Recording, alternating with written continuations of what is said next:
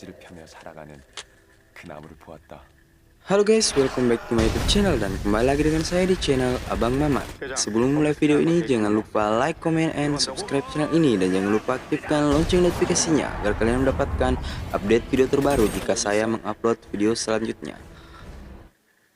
Hipnosis film ini bercerita tentang Kwon Yu yang diperankan oleh Ji Chan Wook yang sangat mahir bermain game. Namun sebenarnya dia adalah mantan dari juara taekwondo tingkat nasional. Ia pun kini menjadi pengangguran, akan tetapi di dalam dunia gamer ia adalah seorang dewa. Kwon Yu pun terkenal di dalam dunia permainan game online karena keahliannya dalam menyusun strategi game. Reputasi dalam dunia game pun tidak bisa diragukan lagi hingga suatu ketika ia tersandung masalah. Ia dituduh sebagai pembunuh dan juga seorang pemerkosa dari anak di bawah umur.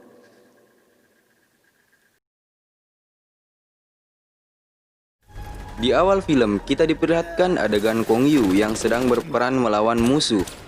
Sepertinya peperangan saat itu sangat serius dan terlihat di sana Kwon Yu lah sebagai kaptennya. Dan ternyata itu hanyalah imajinasi dari sebuah game yang diperankannya. Setelah permainan berakhir, ia pun menyempatkan diri mengobrol dengan teman-teman gamenya sembari memakan semangkuk mie ramen. Mereka tidak pernah bertemu sebelumnya, tetapi sudah sangat akrab di dunia game.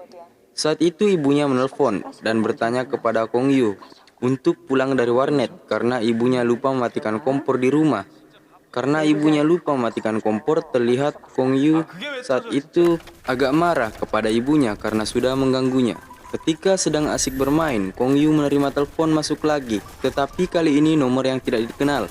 Dan ternyata itu adalah panggilan dari orang yang katanya HP-nya tertinggal di warnet dan meminta tolong Kwon Yu untuk mengembalikannya ke rumahnya dengan imbalan uang 300.000. Terpaksa Kwon Yu mau mengantarkan HP itu.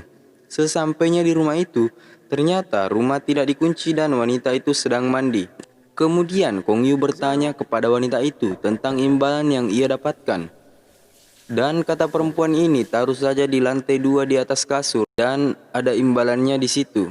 Setelah itu Kwon Yu pun bergegas untuk pulang dan berpesan kepada wanita itu untuk mengunci pintunya ketika sedang mandi karena wanita ini terlihat tinggal sendiri di rumah itu. Dan keesokan paginya Kwon Yu dikagetkan dengan banyak polisi yang masuk ke rumahnya dan menangkapnya, dan ia pun dituduh sebagai dalang dari pembunuhan dan pemerkosaan di bawah umur malam itu. Dan anehnya lagi, bukti sebilah pisau yang penuh dengan darah tergeletak di lantai kamar Kwon Yu yang membuat polisi semakin percaya bahwa dialah pelaku pembunuhan itu. Kwon Yu pun diperiksa polisi dan diinterogasi. Dan media saat itu menyorot berita tentang Kwon Yu yang membunuh dan mencabuli anak di bawah umur saat itu. Di scene lain, ibu Kwon Yu yang tidak percaya bahwa itu adalah perbuatan anaknya berusaha keras untuk membuat orang tidak percaya dan termakan oleh media. Tetapi semua itu sia-sia karena semua bukti mengarah kepada diri Kwon Yu. Di situ Kwon Yu sangat depresi. Ibu Kwon Yu yang terlihat mati-matian membela anaknya meminta tolong kepada pengacara untuk mendampingi dan membela anaknya di persidangan. Tetapi pengacara ini sepertinya tidak menghiraukan ibu Kwon Yu. Mungkin karena kasihan, pengacara ini akhirnya mau mendampingi Kwon Yu pada saat persidangan nanti. Dan di persidangan tetap saja Kwon Yu yang tidak salah apa-apa ini diberi sanksi sangat berat, yaitu penjara seumur hidup dan tanpa bebas bersyarat. Kwon Yu akhirnya dibawa ke sel tahanan yang isinya adalah tahanan-tahanan pelanggaran berat seperti dirinya. Di sana dia disiksa habis-habisan oleh narapidana yang sudah merasa lama di sana. Kwon Yu sangat tersiksa di tahanan itu. Hampir setiap hari Kwon Yu disiksa membuat dia tidak tahan dan hampir gila.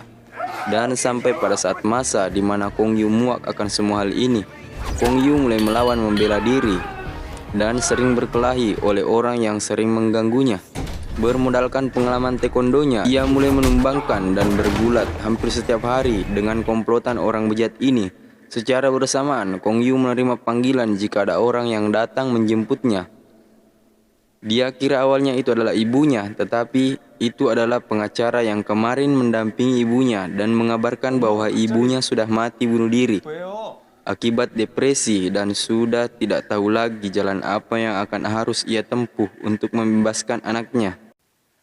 Kong Yu saat itu sangat terpukul dan ingin segera bebas dari tempat kotor itu. Dan keesokan harinya Kong Yu mau dipukul lagi, tapi dicegah oleh penjaga di sana karena si botak ini sangat dendam dengan Kong Yu.